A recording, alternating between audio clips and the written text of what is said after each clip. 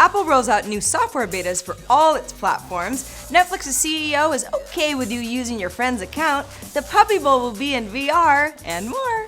It's Monday, January 11th, and this is Crunch Report.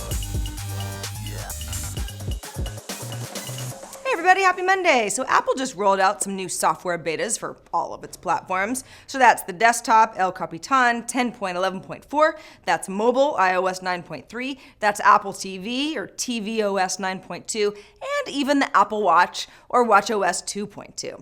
Beta releases for Apple Configurator 2.2 and Xcode 7.3 also pushed out today. Big push. Some highlights. You can now pair an Apple Watch to a single iPhone. Plus there's new Maps experience for the Apple Watch. A new night shift mode in iOS works better for nighttime reading. An upgraded Notes app now has Touch ID support. Health app is improved, plus new features for education users and more. On the Apple TV front specifically, the new beta adds the Podcasts app, folders, Bluetooth keyboard support, and a new app switcher. Siri also now speaks Spanish and French Canadian.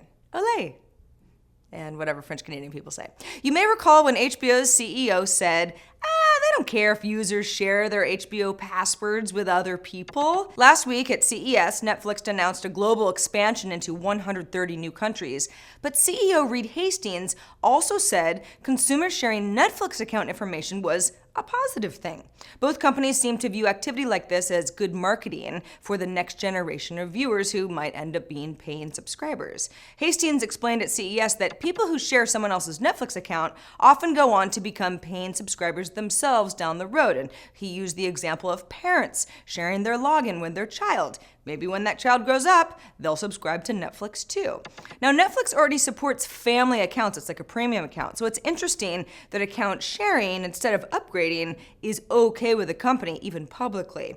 At least for now, since Netflix has plenty of room to grow in new markets, which with the new expansion is 190 countries worldwide. CES is finally over. Cheers for that! But now the real story of 2016 starts for companies that made some announcements at the show, such as FitBit. After unveiling a new smartwatch, the FitBit Blaze, in Las Vegas last week, we talked about it on Crunch Report, the company's stock tanked 18% in a day. That's a lot. Today there's more bad news though, as shares dropped another 10% in trading. FitBit is now in a very competitive space of fitness trackers, both on the low end, like Pebble smartwatches, and then the high end with the Apple Watch and many Android models, so it's getting kind of crowded. Fitbit, though, was one of the most successful IPOs of 2015, which was a slow year for IPOs in general, so it stood out. And Fitbit stock was still up considerably from its IPO price of $20 by the end of the year.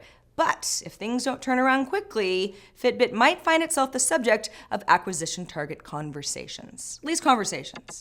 HTC and Valve partnered up last spring to reveal plans for the VR headset Vive, and the gadget is now slated to ship in April of 2016, and this is right on the tails of rival headset Oculus Rift, which announced last week it would start shipping to consumers starting in March. HTC will open up pre-orders for Vive on February 29th, though it still hasn't announced any pricing yet.